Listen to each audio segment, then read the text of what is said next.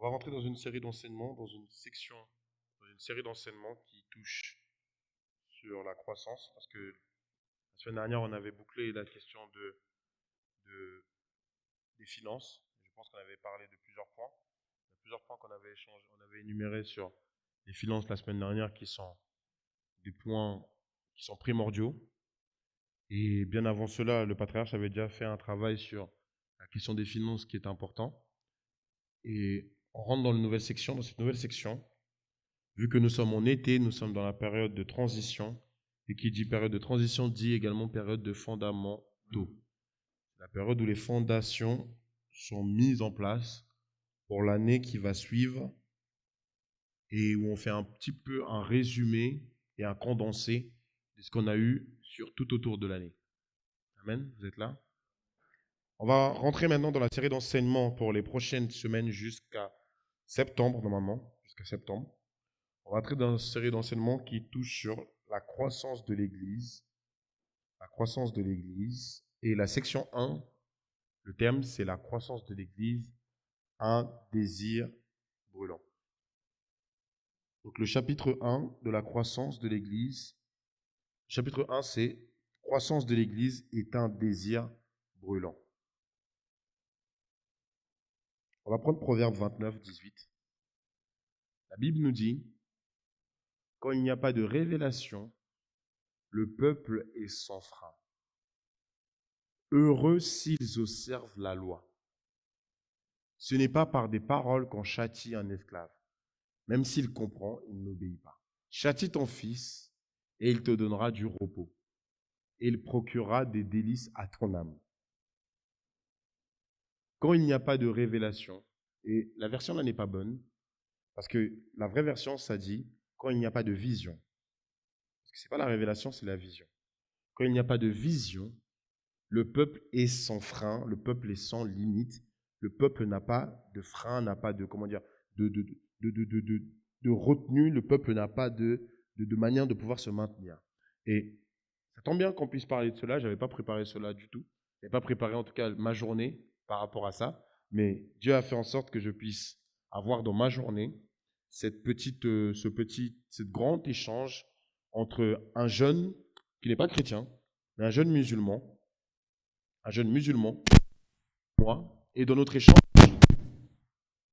et dans l'échange que j'ai eu avec ce jeune musulman, il m'a parlé, il me disait, c'est un jeune homme de 20 ans, il me disait à 20 ans, il me dit, je veux me marier, je sens que je suis prêt pour me marier, tout. Et moi, je lui pose la question, je lui dis, tu es prêt à te marier à 20 ans, 21 ans? Il me dit oui. J'ai dit quoi? Il me dit oui, non, dans notre religion, le mariage, c'est 50% de notre religion. Je dis ok, dans l'islam, le mariage, c'est 50% de l'islam. Il me dit oui. Je dis alors, quels sont le reste des 50 autres pourcents? Il me dit le reste des 50 autres pourcents, c'est le pèlerinage à la Mecque, c'est le respect des 5 prières, tout. Donc il me fait tout le speech du bon musulman. Lorsqu'il me fait le speech du bon musulman, moi je lui écoute, je lui pose la question, est-ce que tu as fait ton pèlerinage à la Mecque? Il me dit non. Il me dit, j'ai pas fait mon pèlerinage à la Mecque, j'ai pas fait ma Umrah, j'ai pas fait toutes ces choses-là, je n'ai rien fait. Il dit, toi, tu préfères te marier que de faire ton pèlerinage? Il me dit oui. Je dis, tu es un bon musulman. Il dit, je pense que je suis un bon musulman. Bon, il n'y a pas de musulman parfait, mais je considère que je suis un bon musulman. Je dis, ça veut dire que tu mets les choses de ce monde au-delà de ton Dieu. Il me dit non, comment tu peux me dire ça? Je dis, mais on est dans la logique. Vu que tu préfères te marier, plutôt que de faire ce que ta religion te dit comme étant un élément qui est capital. Et lorsque je lui ai posé cette question-là, automatiquement, c'est comme si ça lui a ouvert les yeux. Je lui dis quoi? J'ai dit, tu es contradictoire entre ce que tu aspires et ce que tu fais. Et en réalité, c'est égal à la manière dont quasiment tous les religieux se comportent. Pourquoi? Parce que la manière dont lui, il fonctionne, c'est la manière dont beaucoup, même certains d'entre nous, nous fonctionnons.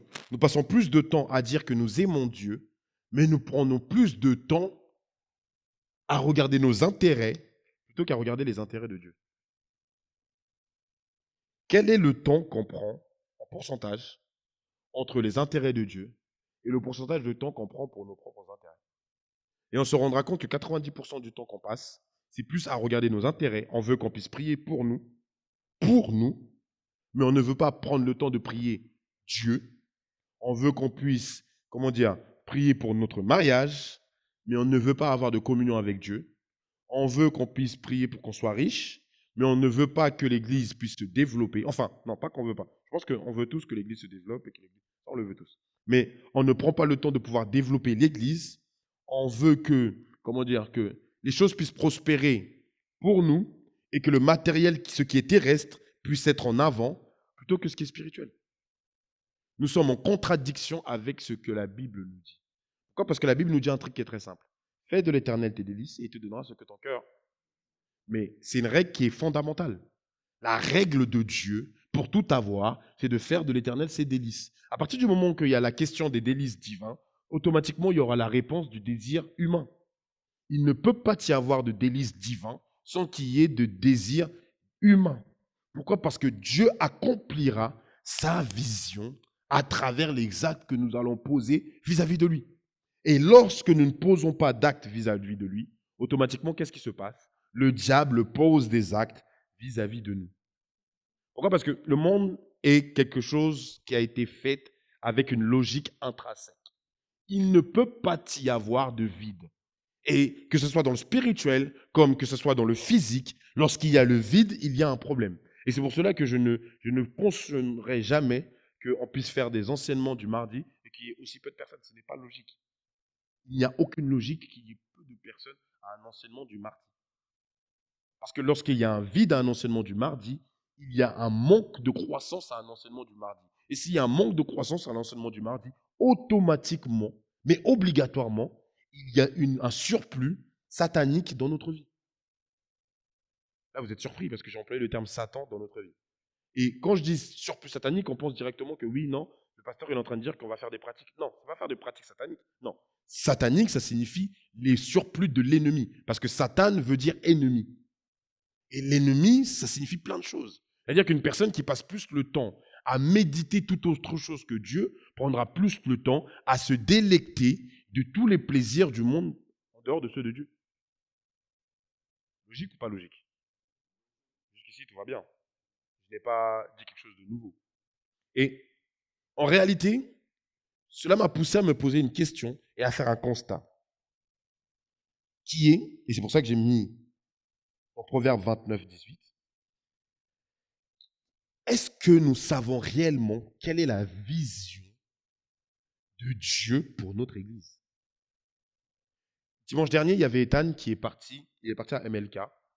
Lorsqu'il est arrivé à MLK, il a vu une méga church avec plus de 8 salles, Et chacune de ces salles peut contenir à peu près autour des 500 personnes et avec un auditorium de plus de 3000 personnes à peu près. Et lorsqu'il arrive dans cette église, il dit waouh, il dit c'est incroyable. Il dit non, je pense que Yaya là, toute l'église devrait venir pour qu'on puisse voir. Et je l'ai écouté, il était en joie, toutes ces choses-là. Et il m'a dit une phrase, il m'a dit, avant je ne comprenais pas, j'entendais ce que tu disais, mais je ne comprenais pas la vision que tu disais. Et c'est là que je me suis rendu compte qu'on ne peut pas demander quelque chose sans qu'on puisse se rendre compte et comprendre ce que l'on veut. Parce qu'à chaque fois on parle de croissance dans l'église, mais en réalité, quelle est la croissance qu'on cherche ? Et si je pose la question à beaucoup d'entre vous, je pense que vous ne savez pas de quelle croissance on cherche. Et c'est parce qu'on ne sait pas de quelle croissance on cherche qu'on continue à être dans des enfantillages pour certains moments. On continue à être dans des bassesses à certains moments. Parce qu'en réalité, on nous parle de croissance, mais la croissance, ça commence à partir d'une personne qui vient. Oui ou non ? Oh, c'est pas vrai. C'est de la croissance. Lorsqu'on a une personne qui vient tous les dimanches, on est dans la croissance. Mais lorsqu'on a 40 personnes qui viennent tous les dimanches, on est aussi dans la croissance. Lorsqu'on a 1000 personnes qui viennent tous les dimanches, comme à l'époque de la Bible, on est aussi dans la croissance. Mais pasteur, quelle est la croissance que tu nous parles ? Cela fait des mois et des mois que tu n'arrêtes pas de nous rabâcher sur la croissance et le développement. Quelle est cette croissance ? Et la croissance est rattachée obligatoirement à la vision. Quand il n'y a pas de vision, le peuple est sans frein. Et c'est pour cela que le peuple est son frein. Et la vision, elle est très très simple. La vision qui a été donnée, elle est même pas simple. Elle est assez complexe. D'abord, dans un premier temps, la vision est le fait de pouvoir libérer les captifs qui sont dans la ville du Havre. Ça, c'est la vision du feu de Sabaoth. Et je ne peux pas commencer une section sur la croissance sans parler de cela. La vision du feu de Sabaoth est de libérer et d'affranchir les captifs dans la ville. Et c'est pour cela que lorsque je parle de libération et de captifs dans la ville, je parle directement de réveil. Et vous allez souvent m'entendre parler de réveil. Oui, on doit amener le réveil. On doit amener le réveil. Je parle beaucoup de réveil, si vous remarquez bien. On doit amener le réveil. Non pas parce que c'est un slogan, non. Parce qu'en réalité, si on libère les captifs dans la ville, le réveil vient. La libération des captifs, à la fois sataniques, à la fois dans la dépression, à la fois dans la solitude, à la fois dans le célibat, à la fois dans toutes les choses qui sont de l'ennemi, lorsque une majorité de personnes sont libérées, automatiquement, il y a le réveil qui vient. Le réveil dans la ville ne dépend pas de vous, de toi. Quand je dis vous, c'est en une personne. Le réveil dans la ville dépend de la vision et de toute l'Église entièrement. Et encore plus, le réveil et la garantie de ce réveil-là dépend du comportement que les gens ont dans l'Église. Et je ne dis pas cela au hasard. Je ne dis pas cela au hasard. Pourquoi? Parce qu'il est important pour nous de pouvoir savoir là où est-ce qu'on va aller.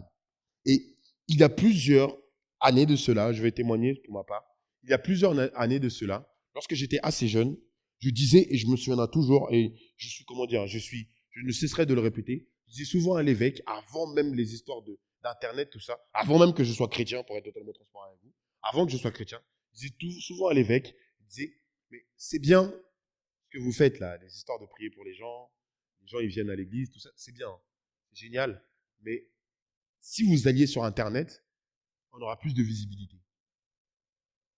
Et j'ai toujours été la personne qui a toujours parlé de l'importance et de l'importance de l'accès aux réseaux sociaux dans l'Église.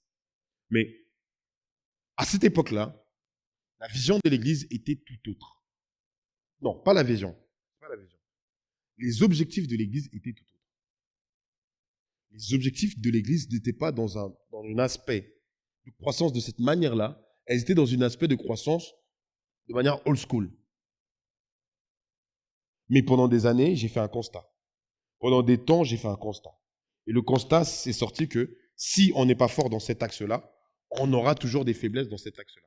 Si on n'est pas fort dans cet axe-là, on aura toujours des faiblesses dans cet axe-là. Si on n'est pas fort dans cet axe-là, on aura toujours des faiblesses dans cet axe-là. Et chaque axe qu'on n'est pas fort, chaque axe qu'on prend le temps d'analyser, c'est un axe qu'on doit travailler.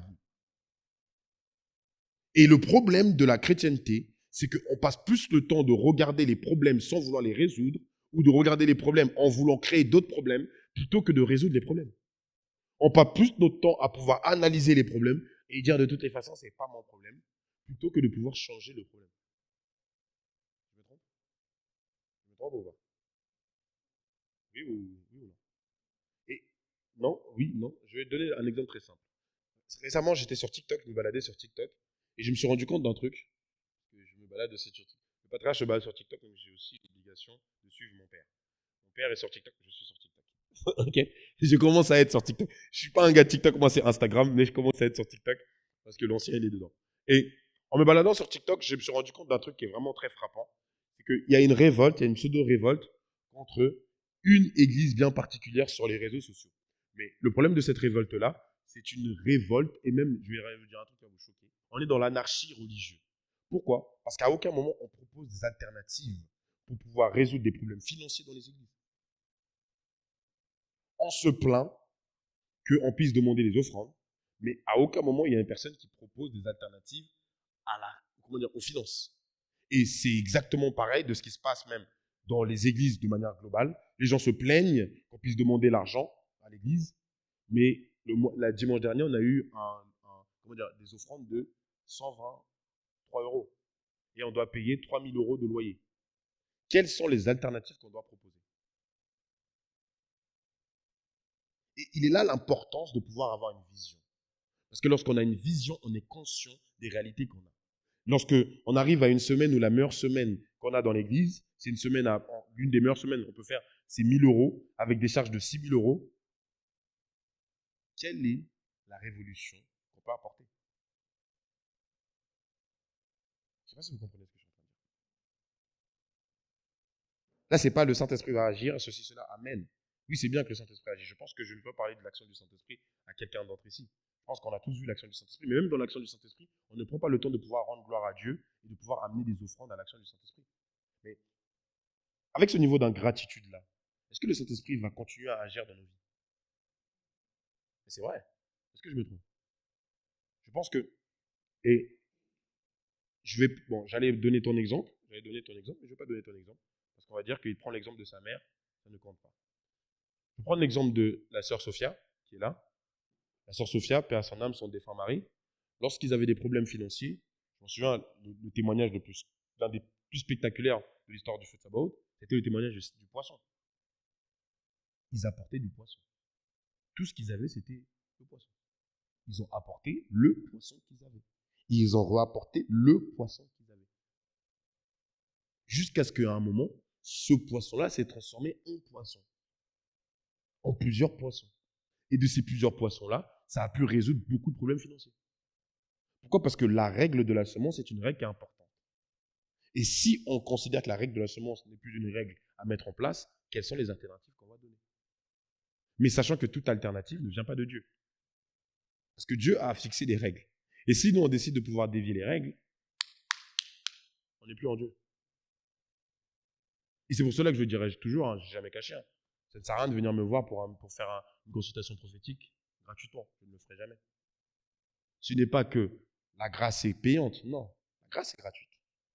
Mais l'alliance qui se cache derrière la grâce, ça, c'est la Bible qui me dit de le faire. Je ne sais pas si vous comprenez ce que je veux dire ou pas. Vous êtes là, vous me suivez? Là, on est toujours dans la vision. Ouais. Quand il n'y a pas de révélation, il n'y a pas de vision, le peuple est sans frein. Heureux s'il observe la loi. Toujours dans heureux s'il observe la loi.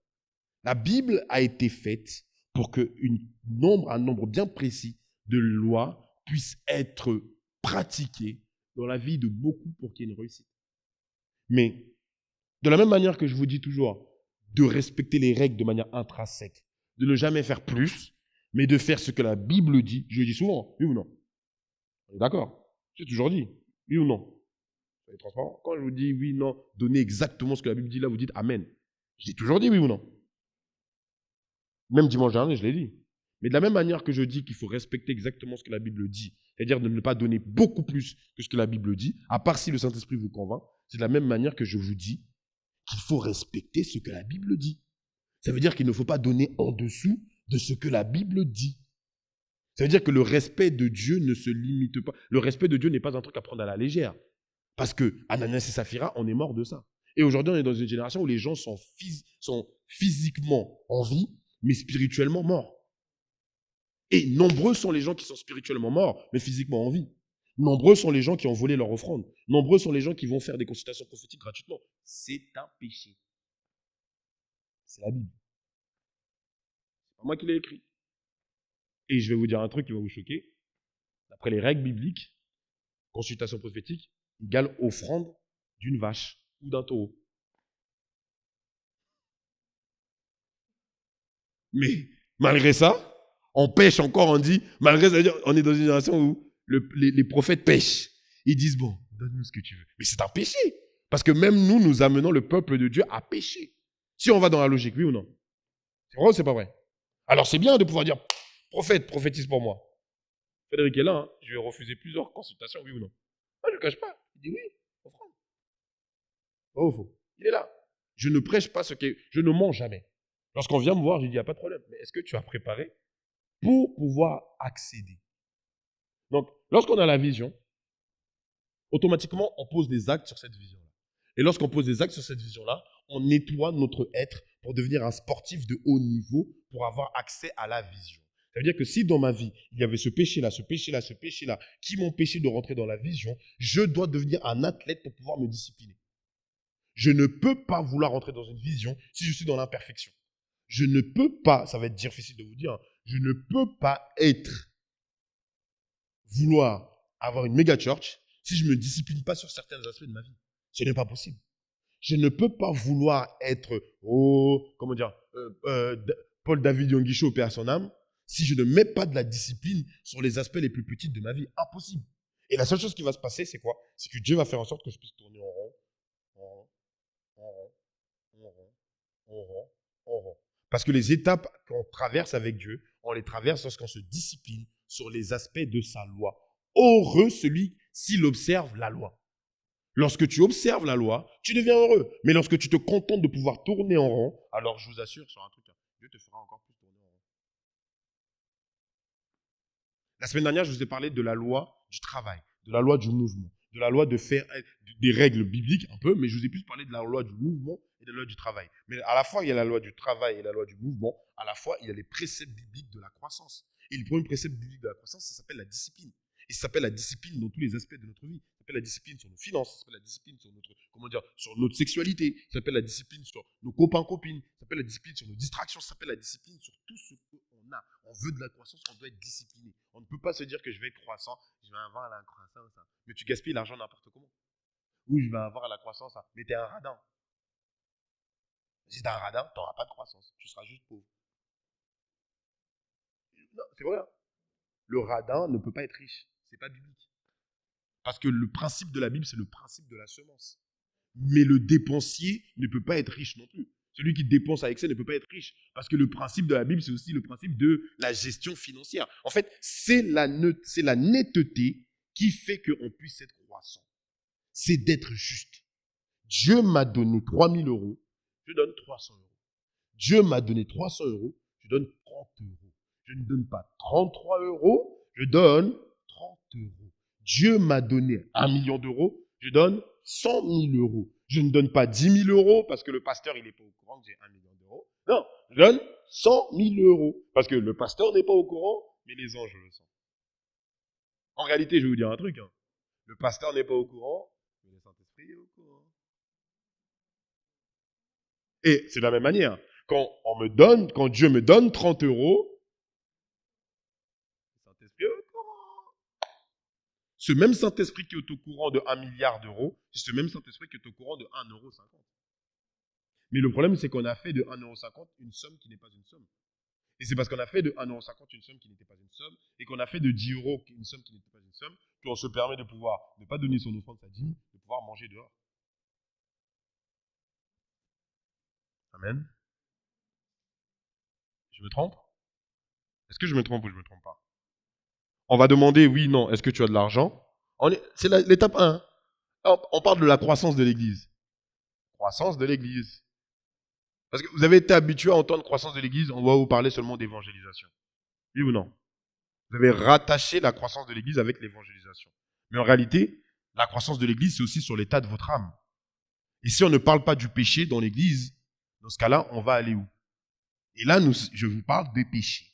Là, on parle des péchés. Parce que si je vous dis, ne forniquez pas, vous le savez déjà, oui ou non? Vous savez que vous ne devez pas forniquer. Je mens? Qui ne sait pas ici qu'il ne doit pas forniquer?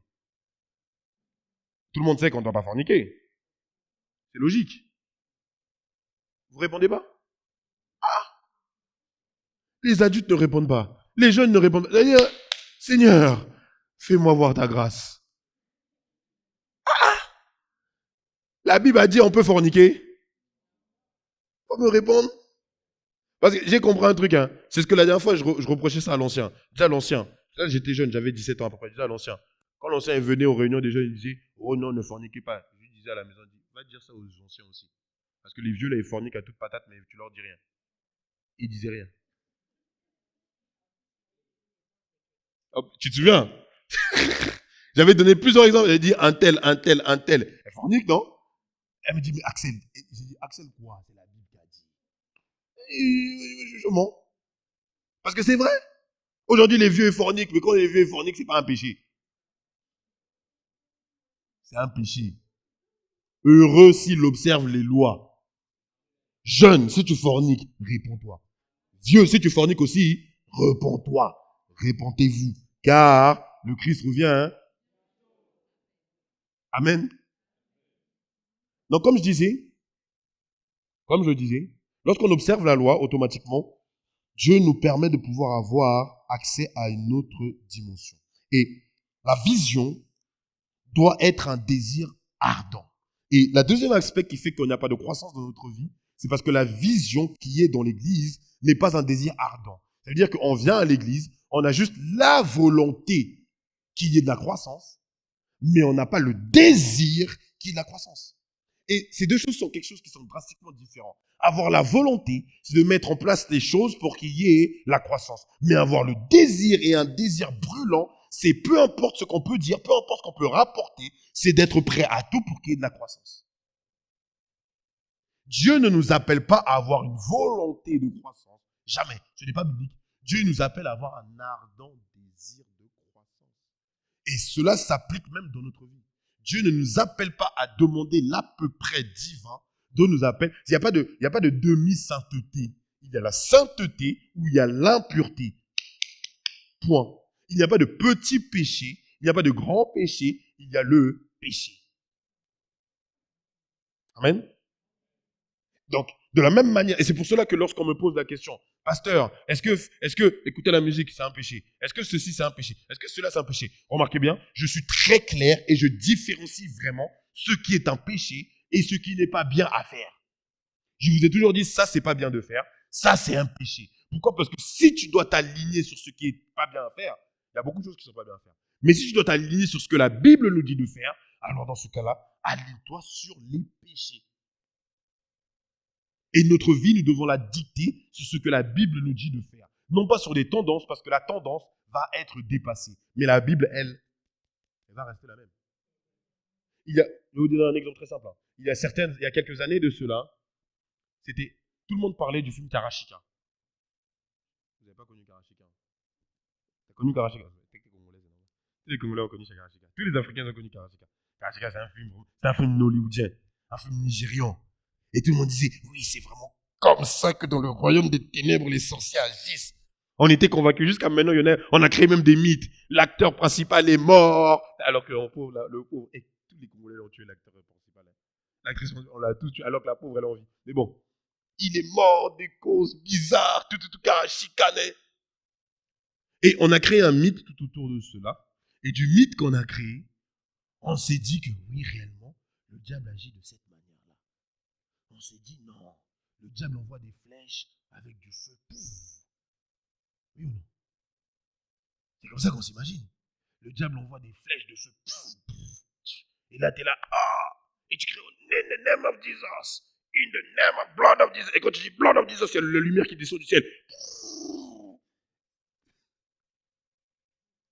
C'est comme ça dans le film. Tu vois? C'est comme ça dans le film, non? Mais en réalité, le péché ne se passe pas du tout comme ça. Il n'y a pas de flèches qui sont envoyées. Il y a juste un lac qui est là. Et c'est toi qui marches sur le lac de péché ou pas. Si tu décides de l'éviter, tu l'évites. Il n'y a pas de flèches envoyées lorsqu'il s'agit de péché. Loin de là. Il y a toi qui nages dans ton péché. Ou qui évites ton péché. C'est ta décision. Et c'est ta réalité. Et lorsque la croissance est un ardent désir dans ta vie, tu consacres ta vie à penser à cette croissance. Et une personne qui consacre sa vie à vivre pour la croissance est une personne que l'Éternel va consacrer son temps pour lui. Je ne vais pas vous mentir, hein. Même aux yeux de Dieu, il y a des différentes parties. La Bible nous le dit. Hein. Un jour d'Apocalypse, il y en a qui auront les couronnes, mais il y en a qui iront au paradis. Ceux qui auront les couronnes, ils jugeront les uns. Le reste, c'est le reste. C'est-à-dire, même aux yeux de Dieu, il y a une catégorie de personnes. Quand on ne vous montre pas, hein, il y a quand on dit les enfants préférés de Dieu, ça existe. Et souvent on dit, je suis l'enfant préféré de Dieu. Tu mens. Tu mens. Non, c'est vrai, tu mens. Si tu es l'enfant préféré de Dieu, on verra l'épreuve. Oui ou non? Toi, tu es l'enfant préféré de Dieu, mais tu souffres dans toutes les choses que tu fais. Pourquoi? Pourquoi? Vous savez pourquoi? Parce que tu ne fais pas de l'œuvre de Dieu ton désir premier. Et comme tu ne fais pas de l'œuvre de Dieu ton désir premier, Dieu ne te fait pas non plus son chouchou. Parce que le chouchou, c'est celui que peu importe ce qu'il fera, Dieu va toujours le couvrir. Et on le voit avec David. David a toujours fait en sorte que la volonté de Dieu soit première. Et lorsqu'il se bat avec Goliath, il dit quoi? Il dit, toi, incirconcis, comment tu peux te lever devant? C'est-à-dire que toi là, comment tu peux te lever devant Dieu? Et il ne met pas comment tu peux te lever devant moi. Je me suis battu contre le lion. Quand il parle de se battre contre le lion, tout ça, il parle à Saül, hein. Il ne parle pas à Goliath. Il dit, moi, je me suis tapé contre le lion. Moi, j'ai fait ceci. Moi, j'ai fait cela. Moi, j'ai ceci et cela. Il dit, mais comment cet incirconcis, ce gars-là, là, ce Tintin, ça là, comme on dit, ce Stalingrad de Marcadet, comment ça là, ça peut se lever contre le Dieu d'Israël? Et lorsqu'il se pose cette question-là, à ce moment-là, Dieu dit, oui, comment lui, il peut se lever contre moi? Mais toi, dans ta vie, les seuls combats que tu mènes, c'est les combats de Saül. C'est des combats où j'ai pas assez de force pour pouvoir aller me battre. J'ai pas la pêche de pouvoir. Mais pasteur, j'ai déjà dit à tout le monde de venir le mardi à l'église, ils ne veulent pas m'écouter. Ils préfèrent venir seulement le dimanche. Les pasteurs, le dimanche, je les ai tous appelés, mais ils étaient en soirée la veille. Les pasteurs, même quand je leur préviens, et je sais ils savent qu'il y a un camp, mais malgré ça, ils ne veulent pas le faire. Mes pasteurs, j'ai appelé toute la semaine. Hein. Ça fait un mois que je les harcèle, mais ils préfèrent voyager. Mes pasteurs, j'ai tout essayé. Pasteur, j'ai. Et Dieu? Alors? Et Dieu? Mes pasteurs, regarde, Dieu m'a dit que j'aurais une grande carrière dans. On va prendre quoi comme exemple? Donne-moi un exemple. Une grande carrière dans le mannequinat. Dieu m'a dit que j'aurais une grande carrière dans le mannequinat, mais je ne rencontre que des personnes qui. C'est comme s'ils veulent m'attoucher, comme si. C'est bizarre ça, pasteur. Je ne comprends pas. Ok? En plus, regarde-moi, je suis belle, hein? Ok? Mais pourquoi est-ce que personne ne veut de moi? Où est Dieu dans ta réflexion? Pasteur, je vais être millionnaire, j'ai mis en place des achats trading, j'ai mis en place des, comment dire, j'ai acheté des bitcoins, j'ai tout acheté, mais tout s'écroule toujours quand j'achète. Où est Dieu? Où est Dieu dans vos projets? Et c'est pareil, lorsqu'on fait le suivi, je lis souvent les commentaires dans le suivi. Où est Dieu? On évangélise, oui, mais où est Dieu? Je vais vous dire un truc qui va peut-être pas vous plaire, hein, mais c'est Dieu qui a rempli cette église. C'est aucune stratégie, hein. C'est aucune stratégie, c'est Dieu. Parce que des stratégies, on en avait plein avant. Faut pas croire qu'on n'avait pas de stratégie avant. À l'époque, il y avait des stratégies, hein. Parce qu'à l'époque, là, la stratégie, c'était quoi? Les miracles, les guérisons. Ça ramenait du bon. C'était pas ça. C'était l'époque des évangélistes. Il y a 10 ans de cela, c'était miracle et évangélisme. C'était pas ça, mon. C'était miracle et guérison. C'est aujourd'hui, on dit, oh non, Internet. Avant, les gens, ils guérissaient les malades. Et c'était les guérisons des malades qui ramenaient les gens. Cette église-là, les gens venaient à travers les guérisons et les guérisons des malades. Dans cette église, les gens venaient, feu de Sabaoth là, ils venaient les guérisons et malades. C'était pas on vient pour oh na. C'est pas mauvais, na là, c'est pas mauvais. Hein. Mais les gens ne venaient pas au feu de Sabaoth pour na. Et à l'époque là, quand c'était Viviani Prime, il y avait plus de monde qu'ici. Parce qu'il y avait tellement de monde qu'il y avait des gens qui étaient dehors. Des gens faisaient culte à l'extérieur de l'église. Au prime du feu de Sabaoth, les gens faisaient culte à l'extérieur de l'église. Oui ou non? On n'avait pas mis des bâches?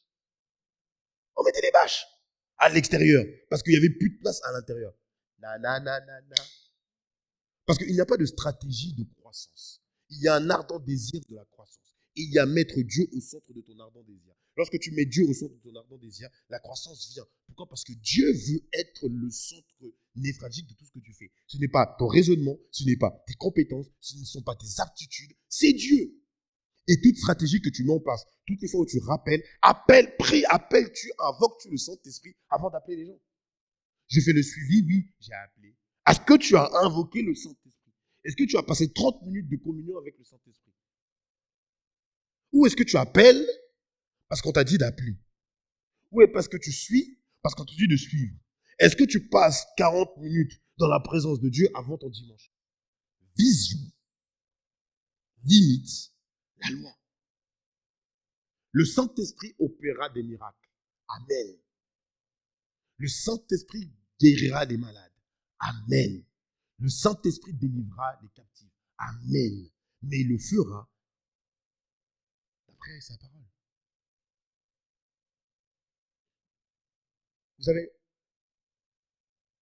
il y a beaucoup de choses qu'on peut observer. Aujourd'hui, on est mardi. Mardi, c'est enseignement. Qui dit enseignement dit parler de la manière dont nous devons croître. Il y a plein de choses que l'on peut observer. Et parmi les choses qu'on peut observer, qui permet de pouvoir savoir si une personne est réellement pleinement attachée à son Dieu, c'est à partir de ses sacrifices. Ce matin ou hier soir, j'écoutais une prédication de l'apôtre Alain Patrick Sengue, pas une prédication, un short, c'est ça qu'on dit, un short, des petits extraits là. Je suis tombé sur un short sur Instagram de l'apôtre Alain Patrick Sengue. Il disait quoi? Il disait, si tu veux savoir une personne qui adore réellement Dieu, qui loue réellement Dieu, regarde l'intensité de l'adoration qu'il met.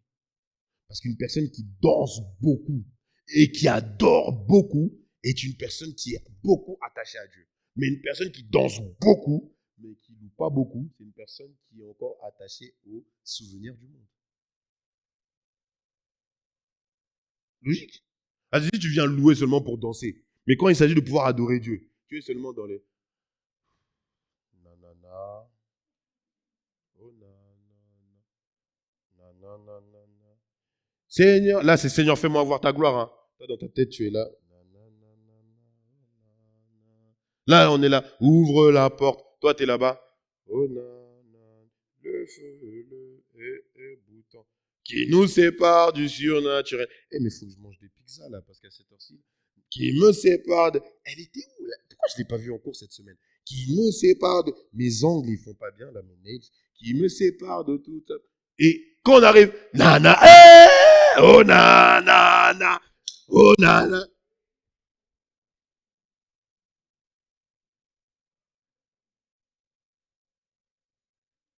Est-ce que, à cette dimension-là, on peut dire qu'on est proche de Dieu ou on est proche du monde?